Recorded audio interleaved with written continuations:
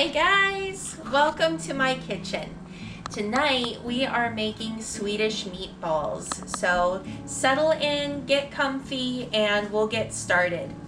So Swedish meatballs are very delicious, and a big part of that comes from the creamy sauce that they're in. But all of that starts with the meatball itself. So that's where we're going to start as well. I have about 1.5 pounds, maybe 2 pounds, of ground beef in here. And to that, we are going to be adding 1 egg. As usual, my bowl is too small. 1 egg. We're also going to be adding some panko breadcrumbs in here, about 1/4 cup to 1/2 cup.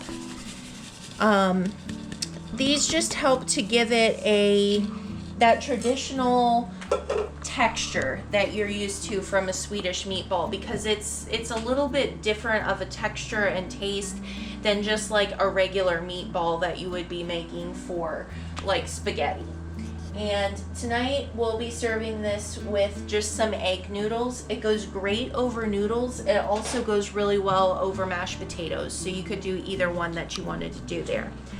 To get back to actually doing the meatballs here, we're going to be adding in 1 tablespoon of dried parsley. You could also use fresh if you wanted to. The parsley is actually kind of essential to this recipe, so that is why we're doing that. 1/2 teaspoon of allspice, which gives it kind of an earthy sort of depth. You're probably not very used to using allspice in savory dishes, but it is actually pretty good in here, so definitely would recommend trying it with these spices before you decide if you do or don't like that taste. We're also going to do about 1/2 teaspoon of nutmeg. Same concept with the nutmeg there. It gives it a little bit more depth and a little bit more of that flavor profile, excuse me, I cannot talk, that we're used to in the Swedish meatballs. Then we're going to do 1 teaspoon each, if my fingers will work on this, of onion powder, and 1 teaspoon of garlic powder, and then 1/2 teaspoon each of salt and pepper. I'm actually measuring tonight, guys. I never measure, but this one I do kind of measure on because I want to get the amounts exact on there, especially with the allspice and the nutmeg, because you wouldn't want those things to overpower. So that's why we're measuring. And now we get in with our gloves and get this all mixed around, which is going to be interesting since I got the tiny bowl here. Now, as for mixing, it probably would be a little bit easier for you to mix the egg and the panko in before doing all of the spices. But me being me, this is normally how I do it. I'd normally just plop everything in there all at once instead of mixing it twice. But kind of the downside of that is you just have to make sure it's a very well mixed then at that point. And you can kind of do what I'm doing, which is like a scrunging technique, if you will, where you're kind of just pushing everything into the ground beef and then kind of moving it around. You're almost kneading it, if you will. Like if you've ever kneaded bread, it's almost that. Or like a cat. Not. Or like a cat making biscuits. Yeah. Pretend that you are a cat and you're just pawing something. Making biscuits. And because there's so many spices in this, you should be able to see pretty well once everything's all incorporated in there. And you will also tell that the texture of your ground beef is a little bit different as well. So, okay. Now we're going to start forming our meatballs. which of course I'm not going to make you stand here and watch me form all of this into meatballs, but I did want to show you the size I'm going for, which is going to be like a traditional meatball size. So you've seen me make huge meatballs before. I've also made small meatballs before. We're going for like a medium here. You could really change up the size if you wanted to as well. But yeah, about an average size meatball is what I go for.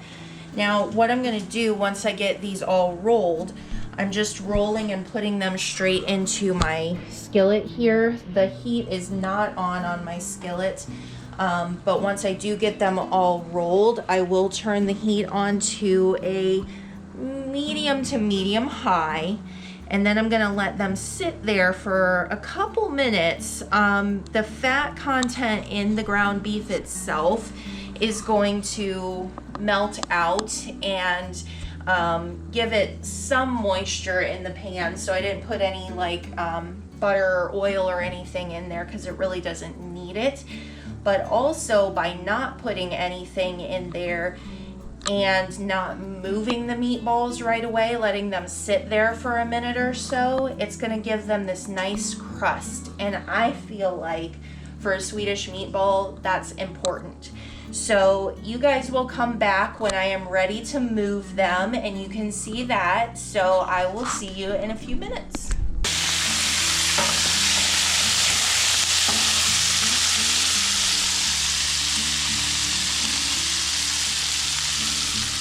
Hi guys, welcome back. So we are now at the point where our meatballs have a nice little crust here on the side that we waited to turn them until they had a good crust.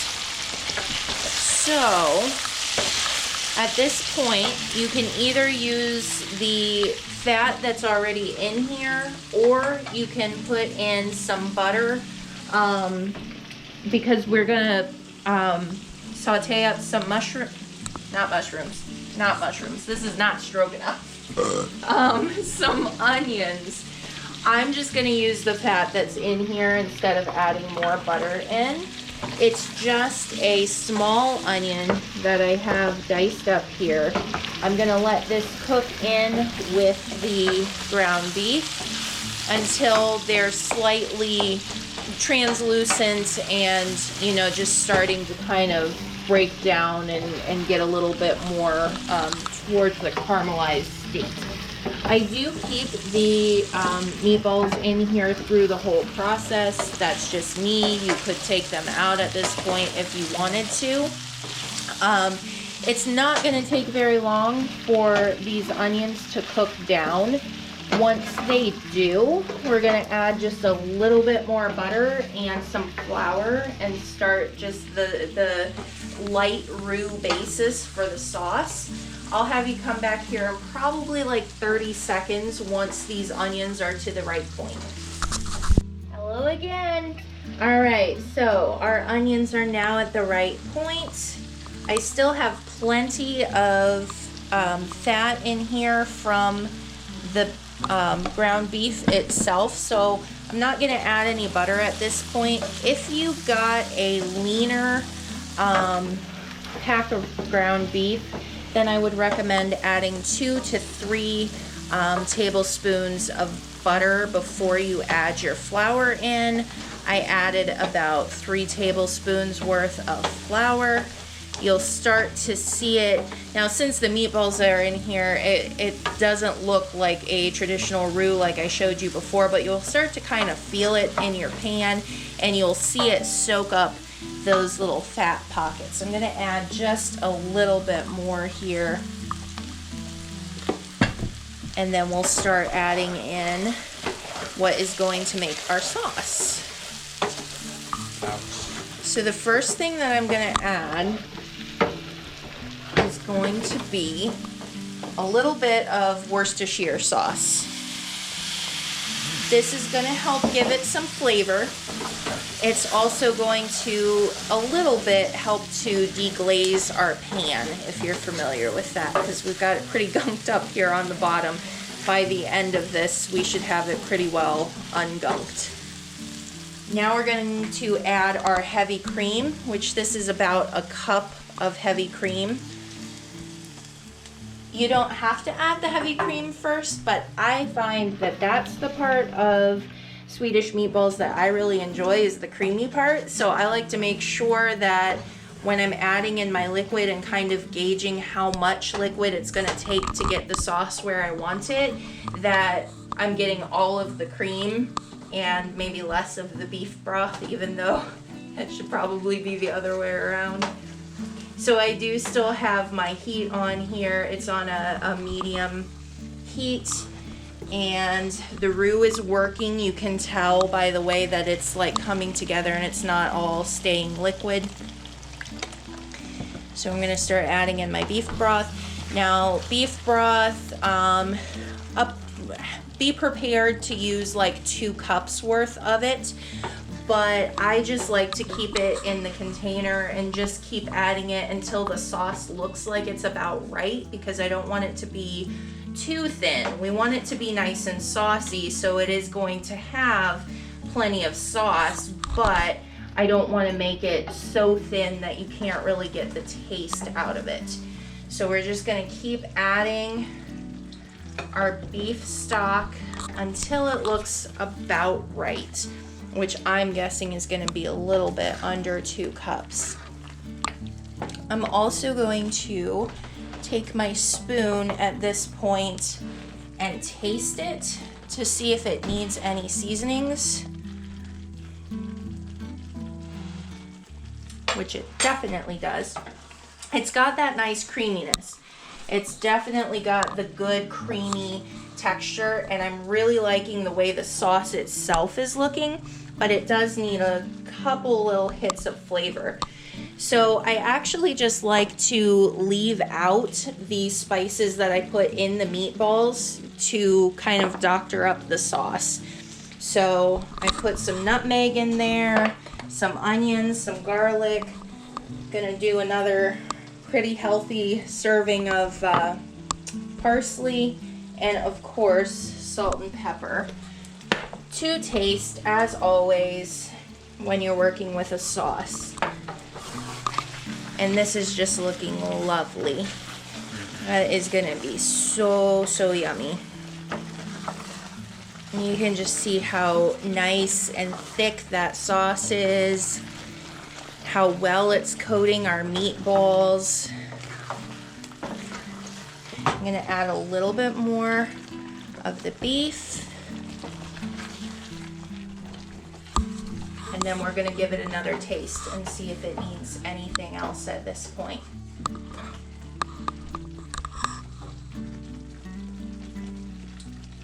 Okay, and it's pretty good.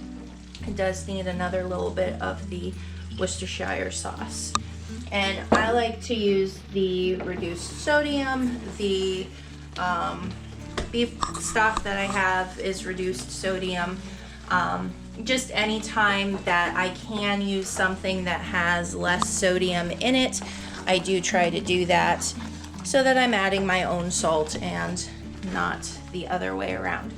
So I think that is good now. Let me plate that up so you can see a finished product. Honey, would you grab me a spoon, please? But of course. All right, so we've got our egg noodles here. We did put butter on those. Nathan wanted to make sure that I mentioned that there is butter on the egg noodles. Yes. In case you are not familiar with how to make them. Noodles can be hard.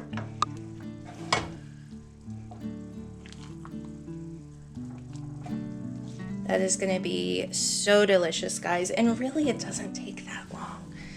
Like, that's the beauty of this. It's delicious, but it's not that hard. So there you go. If you had some fresh parsley, that would look amazing on there. Maybe a little bit of fresh Parmesan, but that's gonna be good to go, guys.